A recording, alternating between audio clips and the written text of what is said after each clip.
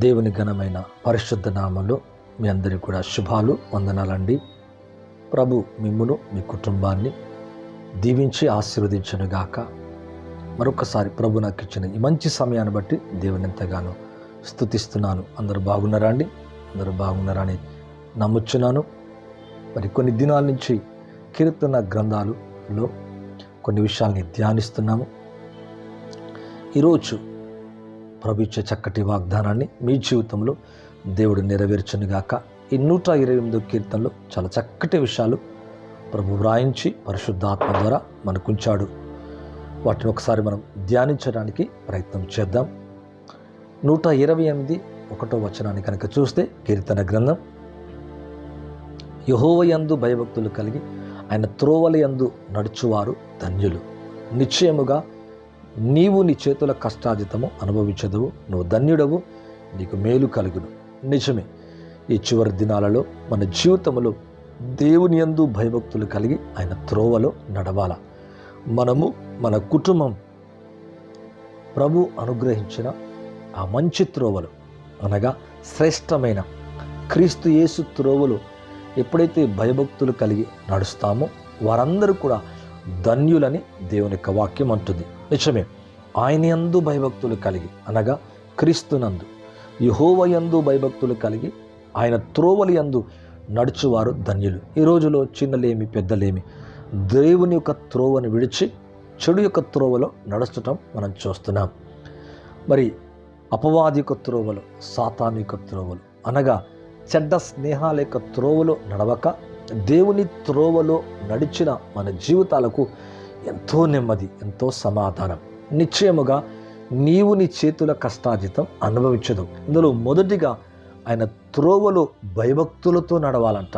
ఇది త్రోవలో నడవటం కాదు, వాక్యాన్ని వెళ్ళి వాక్యాన్ని వినటం, ఇలాగ వచ్చేసారి మరి అనేక వాక్యాలు మనం వినటం కాదు, కానీ ఆ త్రోవలో ఇది వాక్యానుసారమైన ఆ నడక ఎప్పుడైతే నడుస్తామో అటువంటి వారు ధన్యులు. నిశ్చయముగా నీవు నీ చేతుల కష్టార్జితం అనుభవించదు. మన చేతుల యొక్క కష్టార్జితాన్ని అనుభవించకపోవటానికి గల కారణం ఏంటంటే, ఆయన త్రోవలో నడుస్తున్నాం కానీ భయభక్తులుగా నడుస్తలేము. దేవుని యందు భయభక్తులు కలిగి ఆయన త్రోవలో నడుచువారు ధన్యులు. అటువంటి వారి జీవితంలో మొదటిగా వారి చేతుల యొక్క కష్టార్జితాన్ని వారు అనుభవిస్తారంట. అంటే దుష్టుడు ఆ చేతుల కష్టార్జితాన్ని నష్టపరచడు, దొంగిలించడు, దాని మీద ఆధిపత్యాన్ని చూపలేడు. ఎందుకంటే ఆయన త్రోవలో నడిచిన ప్రతి వారు కూడా ధన్యులు. అయితే భయభక్తులతో ఆ త్రోవలో నడవాల. అప్పుడు చేతుల యొక్క కష్టార్జితం మనం అనుభవిస్తాం, మనం దాన్ని రుచిస్తాం, దాన్ని పొందుతాం. దాని ద్వారా ఇక్కడ అంటున్నాడు, నువ్వు ధన్యుడవు, నీకు మేలు కలుగును. అంటే దాన్ని కలిగి మనం ఎలాగంటే దాన్ని అనుభవించి ధన్యులం అవుతామంట. నీకు మేలు కలుగును. ఆ త్రోవలో నడిచినప్పుడు నీ లోగిట నీ భార్య ఫలించు ద్రాక్ష వలె ఉంటుందంట. నీ భోజనపు బల్ల చుట్టూ నీ పిల్లలు ఒలీవ మొక్కల వలె ఉందరు. అవును, ఇక్కడ చూస్తే ఒక కుటుంబాన్ని గురించి చాలా చక్కగా మాట్లాడుతున్నాడు. నీ లోగిట నీ భార్య ఎలాగుంటుందంటే ఫలించు ద్రాక్ష వలె ఉంటుందంట. అవును, ఫలించని చెట్టును చూడండి, మనం ఏం చేస్తామంటే కొన్ని దినాల తర్వాత తీసి పారవేస్తాం. కానీ ఇక్కడ నీ లోగిట నీ భార్య, నీ కుటుంబం, నీ పిల్లలు ఎలాగుంటారంటే దేవుని యొక్క త్రోవలో నడుస్తున్నాము కనుక ఆ త్రోవలో నడిచిన మన జీవితాన్ని ఫలించువారిగా చేస్తారంట. నీ లోగిట నీ భార్య ఫలించు ద్రాక్ష వలె ఉండును. నీ భోజనపు బల్ల చుట్టూ నీ పిల్లలు ఒలీవ మొక్కల వలె ఉంటారంట. అంటే ఇక్కడ ఎటువంటి ఫలము లేనటువంటి జీవితం కాదు. నీ లోగిట నీ భార్య ఫలిస్తూ ఉంటుంది. అంతేకాదు, నీ భోజనపు యొక్క బల్ల చుట్టూ నీ పిల్లలు ఒలీవల మొక్కలే వలె ఉంటారట. మరి ఒలీవ మొక్కను మనం చూసినప్పుడు దానికి చావు లేదు. అది ఎప్పుడు ఇక్కడ అంటాడు, నేను ఒలీవ అంటే నేను దేవుని మందిరములో ఒలీవ మొక్క వలె ఉంటానంటాడు. మరి ఆ ఒలీవ మొక్కకు చావు లేదు, అది ఎప్పుడు చిగురిస్తుంటుంది. అలాగనే నీ పిల్లలు ఒలీవ మొక్కల వలె ఉంటారంట. అంటే నీ బల్ల చుట్టూ వారు ఉంటారంట. నీ భార్య, నీ లోగిట భార్య ఫలిస్తూ ఉంటుందంట. అంతేకాదు, యెహోవాయందు భయభక్తులు కలవాడు ఈలాగు ఆశీర్వదించబడును.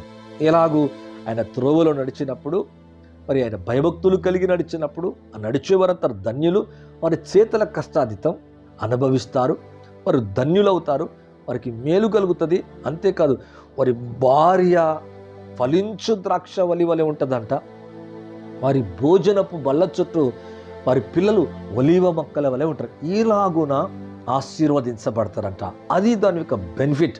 అంటే ప్రభు యొక్క త్రోవలో నడిచి భయభక్తులతో నడిచినప్పుడు వారి జీవితంలో కలిగే ఆశీర్వాదం. ఇక్కడ చూస్తే అంటున్నాడు, యెహోవాయందు భయభక్తులు కలవాడు ఇలాగూ ఆశీర్వదించబడును. అంటే పై చెప్పబడినట్టుగా ఆశీర్వదించబడును. సియోనులో నుండి యెహోవా నిన్ను ఆశీర్వదించును. నీ జీవిత కాలం అంతా యెరూషలేమునకు క్షేమము కలుగుట చూచెదవు. అనగా నీకు నీ కుటుంబానికి సియోను నుండి యెహోవా నిన్ను ఆశీర్వదించును. నీ జీవిత కాలం అంతా, కొంతకాలం కాదు, కొన్ని దినాలు కాదు, కొన్ని నెలలు కాదు, జీవిత కాలం అంతా, అంటే నీ స్పాన్, నీ లైఫ్ అంతా కూడా యెరూషలేమునకు క్షేమము కలుగుట చూచెదవు. అనగా నీకు నీ కుటుంబమే. ఇక్కడ యెరూషలేము అనగా నీవే, నీ ఫ్యామిలీ, మొత్తం ఫ్యామిలీ కొరకు మాట్లాడుతున్నాడు కదా. అవును, ఇక్కడ ఫ్యామిలీ అంతా కూడా బ్లెస్సింగ్గా ఉంటుందంట. క్షేమము కలుగుట చూచెదవు. నీ పిల్లలను నీ పిల్లలనే కాదు, వారి పిల్లలను నీవు చూచెదవంట.